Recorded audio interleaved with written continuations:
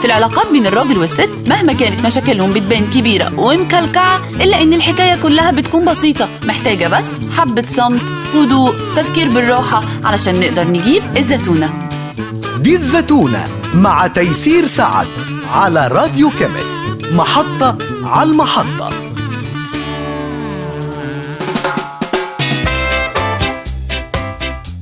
صباح الخير أو مساء الخير على حسب الوقت اللي بتسمعوا فيه الحلقة دي.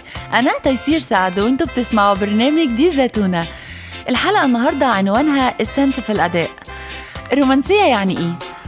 ويعني إيه حد رومانسي والتاني لأ؟ اشمعنى يعني عنده 3 رجول وقلبين مثلا؟ أكيد في حاجة مش مظبوطة. ممكن 2 يعملوا نفس الحاجة بس تبقى من الأولاني بالدنيا كلها ومن التاني ولا حاجة، مع إنها نفس الحاجة. عارفين زي مثلا إيه كده؟ لو سألتك انت ايه احلى هدية جاتلك في حياتك، انا معرفش تحديدا يعني ردك هيكون ايه، بس اللي متأكدة منه انها مش غالية ولا بفلوس كتير. ممكن تكون حلوة علشان من حد بنحبه او ليها ذكريات حلوة معانا.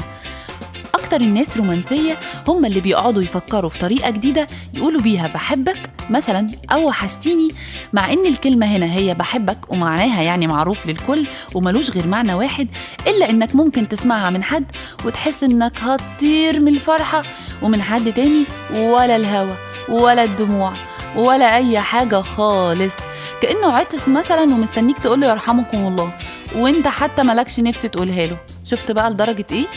أو مثلا تبقى زي إنك راجع كده من شغلك تعبان وقرفان وحران وكل حاجة، وبتحكي لمراتك قد إيه يومك كان طويل، فتقوم قايلالك مش أخدوا مني النهاردة فلوس الأسانسير يا حبيبي؟ طب والنبي إيه لازمة يا حبيبي اللي في الآخر دي؟ الحكاية فهتقول إيه وإمتى وليه وفين. يمكن الحاجات دي بسيطة قوي ويمكن محدش بياخد باله منها. يمكن أوقات لما بتبقى نقصانة يعني بنبقى حاسين إنه في حاجة نقصانة، بس إيه تحديدا بقى؟ مش عارفين. بس الأكيد إن الحاجات دي مهمة قوي وبتفرق.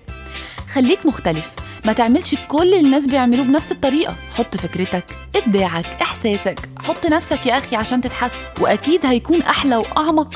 خليك مش متوقع، الجنان حلو، الحقيقة حلو جدا.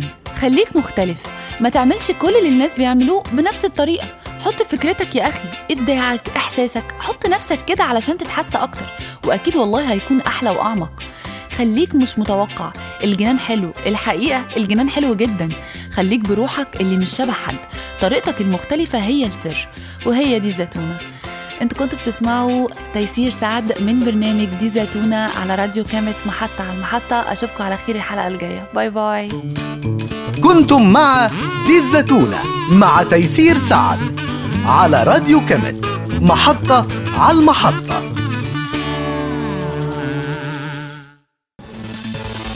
راديو كامل، محطة على المحطة.